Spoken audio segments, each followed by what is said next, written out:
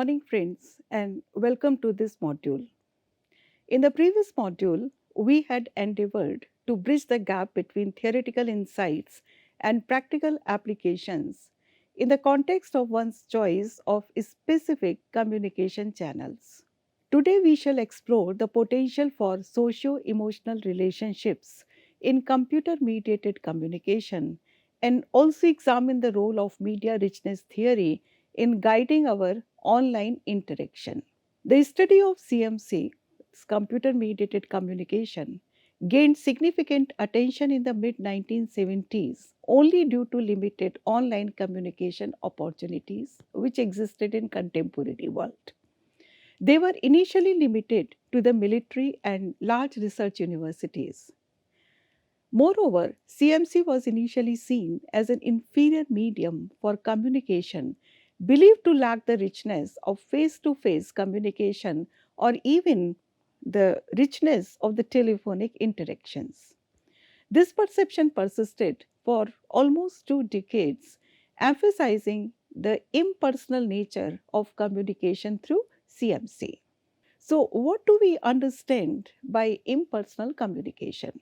Impersonal communication, as Caleb T. Carr has mentioned, involves interactions that facilitate communication but do not foster meaningful relationships based on the recognition of individual traits and personalities. Also, we cannot say that it is inherently negative. Even now, we find that it occurs while we follow the social scripts in our everyday interaction situations, such as during our store purchases or in casual acknowledgements of each other. In the early stages of CMC research, the internet was not initially seen as a medium capable of supporting the types of interactions which were needed for relationship development, and therefore it was a factor in its limited exploration in the research at that time. In the mid 1970s, scholars started examining CMC because organizations and work groups began using it for decision making. This shift was driven by the emergence of group decision support system, commonly known as GDSS, which served as precursors to modern workplace collaboration tools like Slack or Microsoft Teams. These systems allowed members to exchange information and make decisions through online discussions, marking a significant moment when CMC gained academic attention for its impact on the processes of communication. We should also recognize the significance in any communication research of CFOs or the cues which have been filtered out. The earliest paradigms of online communication, known as the CFO or cues filtered out approach, argued that CMC could not convey the cues which are necessary for interpersonal communication. The emotional and social cues in CMC remain limited, and therefore it cannot establish meaningful interpersonal connections. So, what exactly are these cues? Mainly, the cues are the part of non-verbal communication skills, the kinetic aspects, the facial expression of our emotions, the eye contact, proxemics, etc.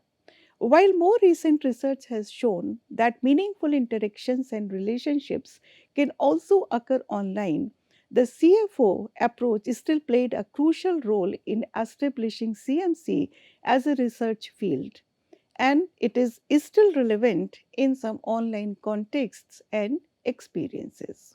The cues filtered out paradigm, which initially suggested that CMC was primarily suited for impersonal interactions only, drew on two more specific theories that are the social presence theory and the lack of social context cue hypothesis.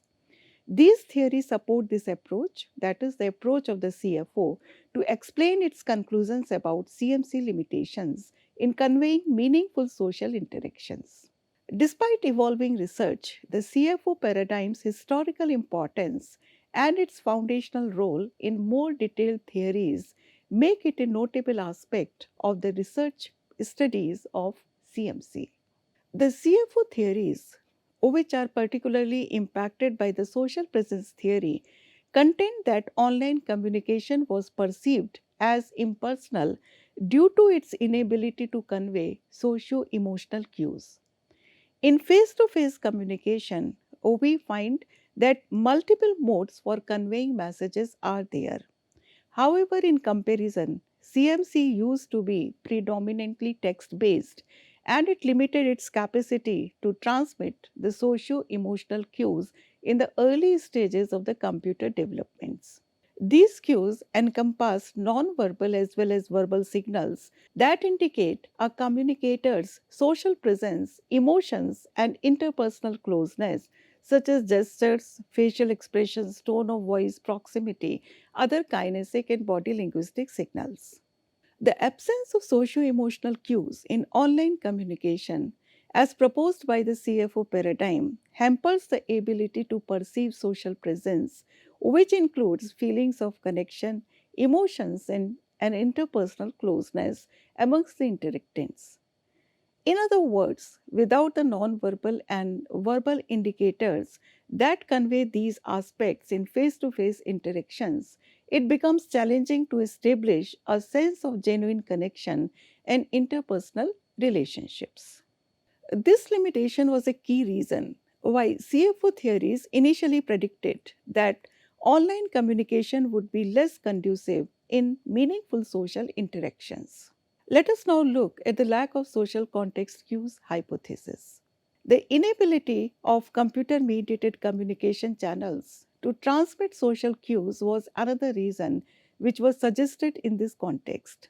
Social cues encompass environmental and relational indicators that help people navigate interactions and anticipate communication dynamics. Early CMC studies found that communicating via email, which lacked face to face interaction and social context, prevented participants from observing and interpreting these norms.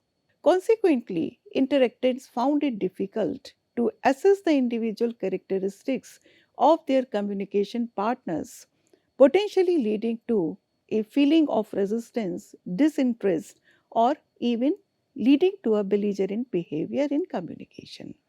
Due to these limitations, CMC was considered to be better suited for impersonal or official interactions.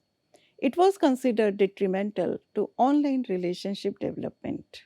The cues filtered out, or the CFO paradigm, was a dominant perspective in CMC research for several years, guiding studies on how online communication impacted interpersonal and group communication processes. However, since the mid 1980s, the CFO paradigm has largely been set aside due to changes in available communication technologies and how individual people have adapted quickly to online communication usage in their daily lives. We can say that while it is not a dominant perspective today, elements of the CFO paradigm still influence modern studies, particularly when we try to address the absence of certain cues related to identity. The paradigm can help us understand how our online interactions are shaped and how we deliberately select and limit cues when communicating in different CMC channels. Impersonal communication serves a purpose in diverse settings. It remains pertinent in specific circumstances, especially in situations which are characterized by brief one time interactions or when there are minimal expectations of building deep interpersonal connections. Let us look at the media richness theory. It was suggested by Deft and Lengel in 1986. It explains why individuals select particular media tools for sending messages and making decisions, especially in organizational context. And in the 1980s, the expansion of computer and internet usage was primarily driven by organizations, largely due to the popularity of emails, allowing instant global as well as local messaging and data transfer at practically no cost. As more and more businesses and organizations started to adopt email, group decision support systems, and file sharing, it became evident that different media choices were more suitable for specific needs in the domain of communication. Media richness theory classifies communication channels as either lean or rich by assessing their capacity to convey socio emotional messages content. It proposes that the selection of a specific medium should be contingent upon the nature of the information. In other words, MRT recommends tailoring the choice of medium according to the specific message content in order to optimize effective communication traits. The media richness theory has classified information needs into two categories: reducing uncertainty and reducing equivocality.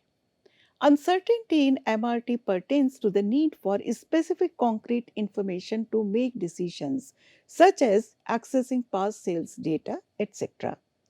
According to MRT, linear communication channels like email or Slack are suitable for addressing these needs. Equivocality in MRT involves identifying one option amongst several vague or nebulous choices, often referred to as ambiguity. For high equivocality problems, richer media like telephone calls or Zoom video chats, etc., which allow for rapid feedback and continuous improvement in terms of clarity of our communication and feedback, are recommended. These high equivocality scenarios may lead to further questions, highlighting the need for richer communication channels. MRT suggests a range of communication media illustrated in this diagram to strategically transmit messages based on the levels of uncertainty and ambiguity in the information being communicated to the other interactants. The theory proposes that the most appropriate medium aligns with the specific communication needs.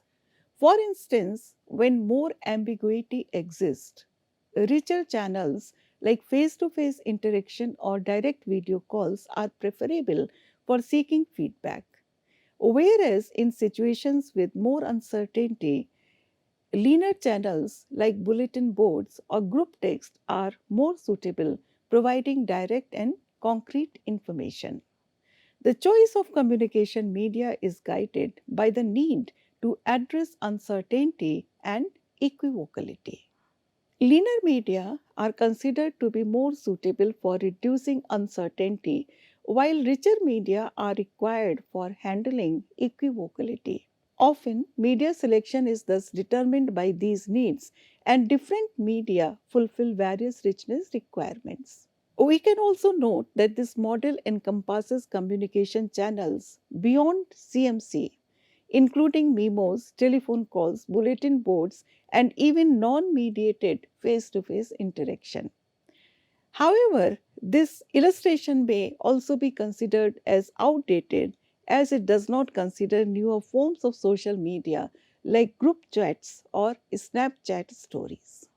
Media richness theory, as emphasized by Deft and Lengel, has traditionally categorized CMC channels, particularly text based ones like listservs and online bulletin boards, as linear and thus considered impersonal.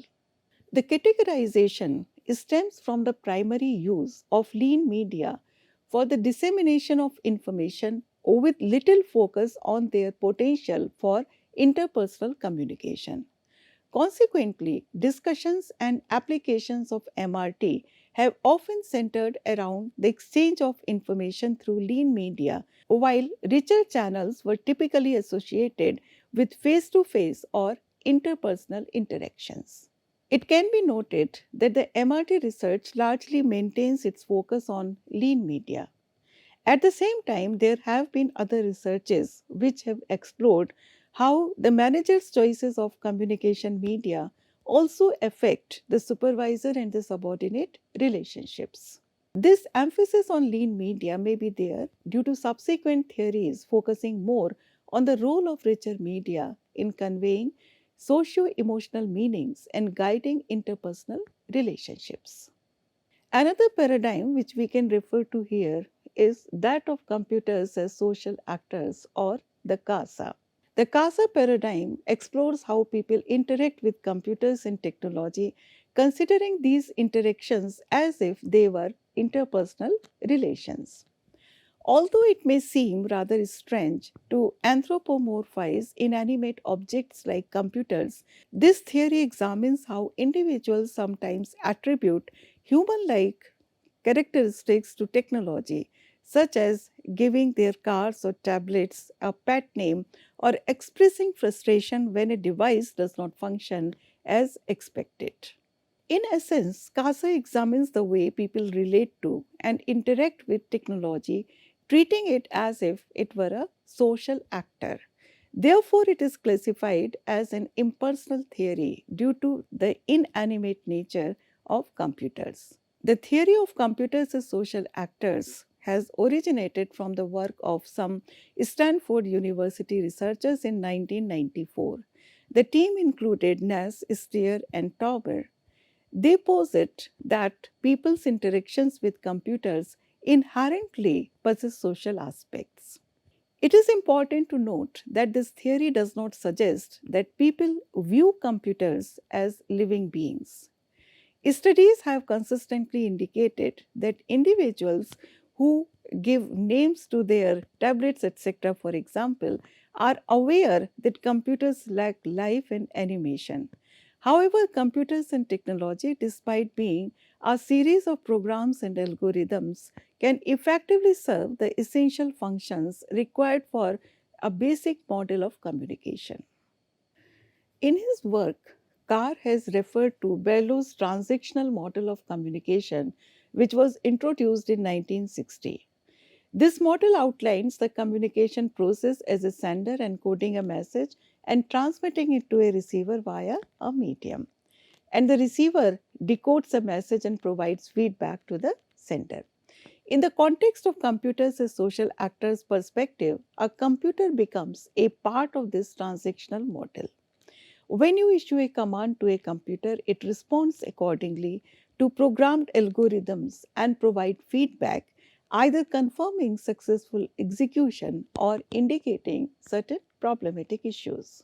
While computers are not sentient beings, the CASA perspective helps us to understand the interpersonal communication that takes place with technology as we increasingly anthropomorphize it.